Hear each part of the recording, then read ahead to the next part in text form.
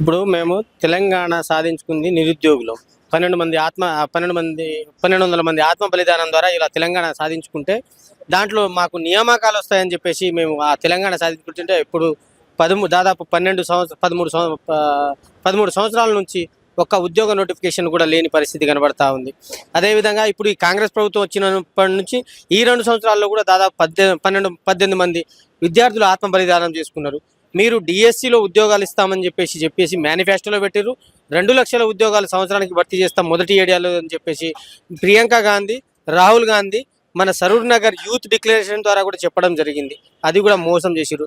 Backlog ఉద్యోగాలు భర్తీ చేస్తామని చెప్పారు. ఇప్పుడు దాకా భర్తీ చేయలేదు. విద్యా వ్యవస్థను సర్వనాశనం చేయడంలో కాంగ్రెస్ ప్రభుత్వం ముందున్నది. గత ప్రభుత్వంలో జరిగింది, ఇప్పుడు జరిగింది. డిఎస్సిలో ఇవాళ ఉద్యోగాలు ఇయ్యక ఇవాళ స్కూళ్ళలో టీచర్ లేక పిల్లలు రోడ్ల మీద వచ్చి గొడవలు చేస్తూ ఉన్నారు. మాకు మ్యాథ్స్ ఇప్పుడు దాకా జరగలేదు, ఫిజిక్స్ ఇప్పుడు దాకా జరగలేదు, బయాలజీ టీచర్ లేరని చెప్పేసి ఇవాళ గొడవ పడతా ఉన్నారు. అంటే విద్యా వ్యవస్థ సర్వనాశనం. అదేవిధంగా ఫారెస్ట్ డిపార్ట్మెంట్కి సంబంధించిన ఎఫ్బిఓలు కానీ, ఎఫ్ఆర్ఓ పోస్టులు కానీ, థానేదార్ కానీ, బంగ్లా వాచ్లు కానీ ఇట్లాంటి ఉద్యోగాలు కూడా ఇప్పుడు దాకా భర్తీ చేయలేదు. అక్కడ అడవులు సర్వనాశనం అవుతా ఉన్నాయి. దానికి కూడా సంబంధించిన నోటిఫికేషన్ ఇవ్వలేదు. ఇవాళ హెల్త్ డిపార్ట్మెంట్ చూసుకున్నా డాక్టర్లకు సంబంధించిన కానీ, నర్సులకు సంబంధించిన కానీ, ఫార్మా డిపార్ట్మెంట్కి సంబంధించి కానీ, తర్వాత బ్లడ్ టెస్ట్ ఇట్లాంటికి సంబంధించిన ఇటువంటి ఎంఎల్టీ పోస్టులు కూడా ప్రభుత్వం భర్తీ చేస్తలేదు. అట్లే అదే హాస్పిటల్కి సంబంధించిన ఈ పోస్టులు కూడా భర్తీ చేస్తలేరు. అంటే ఆరోగ్య శాఖని కూడా ఈ ప్రభుత్వం ఖౌనీ చేసింది. అదేవిధంగా ఎలక్ట్రానిక్ ఇప్పుడు పోలీసు ఉద్యోగాలు త్వరలో అంటున్నారు కానీ ఇప్పుడు దాకా వేయలే కదా అన్న.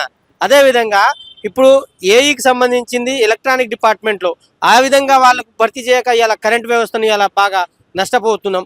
అదేవిధంగా ఇవాళ మన చిన్నపిల్లలకి శిశు సంక్షేమ శాఖలో కూడా ఇప్పుడు భర్తీ చేయకుండా అవి కూడా ఖాళీలు అట్లనే ఉన్నాయి. ఈ విధంగా చూసుకుంటే ఇరిగేషన్ డిపార్ట్మెంటు ఈ విధంగా చూసుకుంటే దాదాపు 20-30 అంశాలలో ముఖ్యంగా అగ్రికల్చర్ అన్న ఇవాళ యూరియా సంబంధించిన కరెక్ట్గా ఒక రౌండ్ ఫిగర్గా ఇంత తెలంగాణ రాష్ట్రానికి ఇంత యూరియా అవసరం ఉంటుందని చెప్పేసి గ్రౌండ్ స్థాయిలో చేసేది AEO, assistant agriculture officer, AO agriculture officer. ఈ ఉద్యోగాలు కూడా భర్తీ చేయకుండా ఇట్లా ఉండడం వల్ల ఇలా అగ్రికల్చర్ రైతులు కూడా చాలా ఇబ్బంది పడతా ఉన్నారు. ఎంత యూరియా కావాలో ఏందనేది వాళ్ళు గ్రౌండ్ స్థాయిలో పోయి సర్వే చేసి చెప్తే రాష్ట్రానికి యూరియా అనేది అందుతుంది, రైతులకు న్యాయం జరుగుతుంది. తర్వాత ఆ విధంగా సాయిల్ టెస్ట్ కూడా చేసి వాళ్ళు చేస్తారు కాబట్టి వాళ్ళకి రైతులు కూడా ఆ సెక్టార్లో అగ్రికల్చర్ సెక్టార్లో కూడా భర్తీ చేయాల్సిన ఉద్యోగాలు కూడా ఇలా చెప్పుకుంటా బట్టి ప్రతి సెక్టార్కి భర్తీ చేయకుండా ఉద్యోగాలు ఇలా సర్వనాశనం చేసి రాష్ట్రం మొత్తం ఒక సిస్టమేటిక్ లేకుండా పరిపాలన జరుగుతూ ఉంది. కాబట్టి వెంటనే 2 లక్షలకు సంబంధించిన ఉద్యోగ నోటిఫికేషన్ ఇవ్వాలి.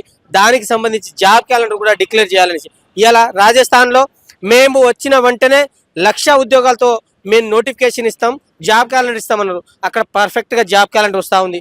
ఇవాళ ఏ రోజున నోటిఫికేషన్ వస్తుంది, దానికి సంబంధించి ఏ రోజు నుంచి మనం అప్లై చేసుకోవాలి, ఏ రోజున దాని ముగింపు గడువు ఉంటుంది, ఏ రోజు ఎగ్జామ్ ఉంటుంది, ఏ రోజు రిజల్ట్ ఉంటుంది, మళ్ళీ ఎప్పుడు అపాయింట్మెంట్ అనేది క్లియర్ కట్గా, అదేవిధంగా ఎన్ని పోస్టులు ఉంటాయి, ఏ సెక్టార్లో ఎన్ని పోస్టులు ఉంటాయి అనేసి క్లియర్ కట్గా జాబ్ క్యాలెండర్ ఎక్కడ వచ్చింది. మరి తెలంగాణ రాష్ట్రం వచ్చి నేను టీఎస్పీఎస్ని ప్రక్షాళన చేస్తా అని ఆ బోర్డును ప్రక్షాళన చేస్తానన్నారు.